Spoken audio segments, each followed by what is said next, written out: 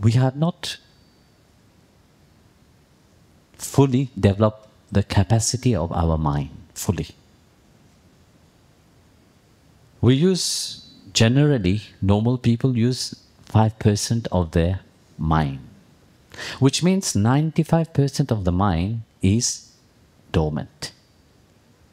So imagine what would you be able to do if that 95, not even 95, let's say 2 more percent from that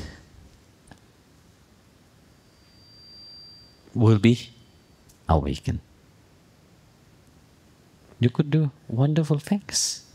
We see why there is general people in the world who they use the mind to do things, so many things they do, they keep thinking, they have great ideas, but yet they don't achieve anything. And yet you have great mind of people, but which have potency with them. You see, somebody who have a great mindset doesn't mean that they will be successful in everything what they do in the world outside. But a great mindset person will delegate that ideas towards others. This if they are intelligent. But what we do, with our mind, we are so centered upon our egoistic nature. I want this. I want to achieve that. I want to do this and I want to do that. We are so much engrossed with our I, which we don't even know who this I is. Then we want to fashion the mind in a way. See, when we don't, you see, we want to have everything, We want to have a big house, we want to have a big car, we want to have a big bungalows, we want to have a beautiful person, husband, wife, children, and everything. It's all generated by the sense of I-ness, And on the spiritual path also, that is there. I want to be a clairvoyance, I want to be a clairaudience, I want to have this vision, I want to this. And there's always this personality of, I want this, I want that, I want this. But this is governed by that mind, that egoistic mind, because the mind gets its power by trying to make you believe everything that it's real. Sooner or later, death will snatch everything and go away. We talk about our health. Now, we want to be healthy. Then, of course, our mindset is very important upon that, A healthy mind brings a healthy body. Make you feel healthy for everything. But is our way of thinking healthy? Look around you. You are being poisoned left, right, by so many things. Everywhere where you look, your mind is being captivated. There's a glamorous things of the outside world, but the mind capture it and make you think that, yes, I need that to be happy. Look all the publicity. Do you need all these things? Look at your own life. How many times you think that I need this, I need that. You fill up your house with so many things, thinking that I need this and I need that. Do you really need it? You will use it for a short time and then it will dissipate after some time. You will forget about it. But yet, when the mind dictated you that you need it, you think that you need it. So you see how the mind dictates you to do things. So it's not that because you say, yes, I want to fly, I want to fly, I fly, you will start flying. It's the same thing that you will say, I want to be like a cow, you will not grow some horn on your head. So like that, you see, that's why on the spiritual path, we say, use the mind Because the mind is part of yourself. It's not that you have to denigrate the mind. It is only through the mind that you will achieve the goal of life. That's what Bhagavan Krishna said in the Gita. A controlled mind, which is centered in the right way, on the right thing, which is not dissipated into the external world outside, no matter what is happening, you are centered. That mind is your best friend. But a mind which is unstable, a mind which is jumping constantly around, actually that mind becomes your own enemy. How many minds do you have? You have only one mind. Bhagavan have created everything into pairs. Pairs of eyes, nostril, mouth also we can say is divided into two. If one part you can't eat, you can eat from the other part. The body is divided into two parts. Everything is in two. But the mind, he gave only one. Luckily. Imagine you will have had two minds. You know how clever you will be? You will say to God, you know, hey Bhagavan, one mind I'm giving to you. And one I will do whatever I want. Already with one mind, your ego is without any measure. The mind is dictating you, you know, doing whatever you do. And that mind makes you unhealthy. That's why on the spiritual path, we talk about health in a different aspect of health. Health means the consciousness. Healthy is the devotee of Sri Hari Narayana, you know, where the mind is focused on the right way. This is not outside health. It's a inner health. And when your consciousness is healthy, the consciousness is the extension of your Atma itself, which is immortal. That's why when you do dhyan, when you're doing meditation, when you're doing japa, you're diverting the mind from something which is limited until something which is unlimited. So you're removing that I, which the mind normally and usually is focused upon, but you're focusing the mind upon something which is divine, supreme. But upon that, there is a catch. What we know with the mind, whatever it is physical, whatever is tangible, whatever we can control, we like that game. That's why the mind dictates you.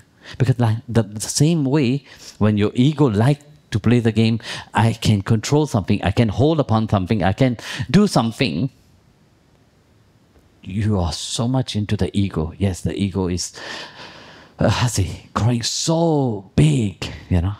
But when you go on the spiritual path, we say, no, control that mind. Bhagavan Krishna said it, no, to control the mind. Throughout the Gita, Bhagavan Krishna have constantly 84 times plus repeated that, you know.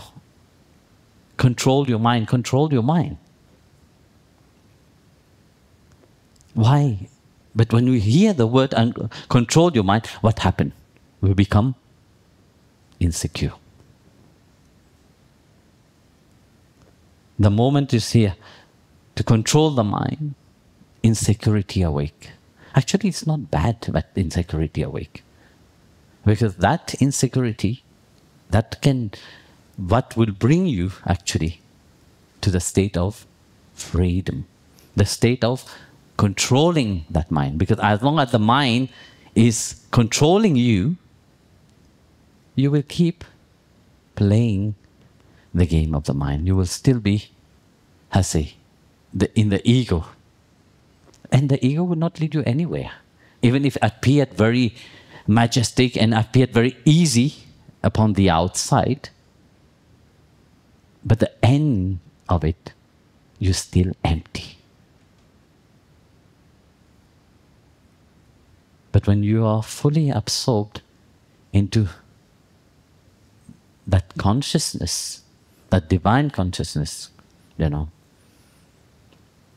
then that becomes also your reality. First, the mind will fight back. That's what I'm talking about, the insecurity of it, because the mind can't comprehend and will not want to comprehend. Who want to lose their ego? You must be such foolish person like me, probably, and all of you,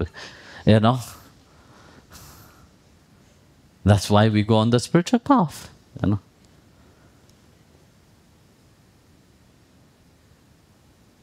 So into that, let's say, we find something more than just what we understand by the mind, So, there's a beautiful story that came into my mind. There was we need the mind, I say it, Without the mind, you can't do anything. The mind is not bad. Very often people say, yes, mind is very bad. But mind is not bad. God doesn't create anything which is bad. But how we use an instrument which God has given us, this is completely up to us. A knife in the hand, you can use it to cut the vegetable, or you can use it to murder somebody. How you use an instrument. So the mind is an instrument also. How you use it. So, once a judge was driving, and as he was driving along the road, he saw a dog stuck into a mud pot, a pond, and people were passing by, nobody bothered about it. They were just looking at it and walked by. He saw that. He asked his driver, stop. He got out and he went near the dog, bent down, took the dog out of the mud, put it by the side. And when he did that, dog, when the dog came out from water, what they do? Shake themselves, no? The dog starts shaking itself, throwing all the mud on the judge. At that moment, he was calm and peaceful. He entered his car and went to the court without going back home to change. So when he arrived in the court, everybody saw that his clothes is full of mud, but nobody said anything. So then, but something was different with him. There was a radiance from him. There was something joyful coming out from him. So his colleague asked him, what is this, Why you have so much mud on you? So after many people asked him, he said, I have washed my heart today.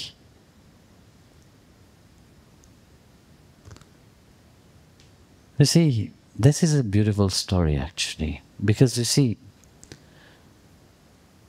we are so much engrossed into our I, me, look at me, Look at what I have. I have to show everybody. Whatever I do, I have to show to the world, But for once, you have to turn towards yourself and look at yourself. And ask yourself, am I sincere with myself? We are dancing, we are always playing that egoistic game. We're dictating by the mind itself, But we are on the spiritual path. For us, whatever we do, whether we understand it or we don't understand it, our mind should be on Bhagwan himself. We have to come to a point of complete forgetfulness of the ego. Have you ever danced? When dancing, what is happening to you? At the beginning, yes, you're shy and all the stuff. But once you are into the dance, once you are into the flow, the dancer disappeared. What stay? Only the dance stay. Have you seen when the devotee is singing bhajan? Just observe, they say. There's such a joy, you know. First, of course, look at me, how beautiful is my voice. I'm singing nicely, I'm doing that. But there is a point where the singer doesn't exist anymore. Only the bhajan exists.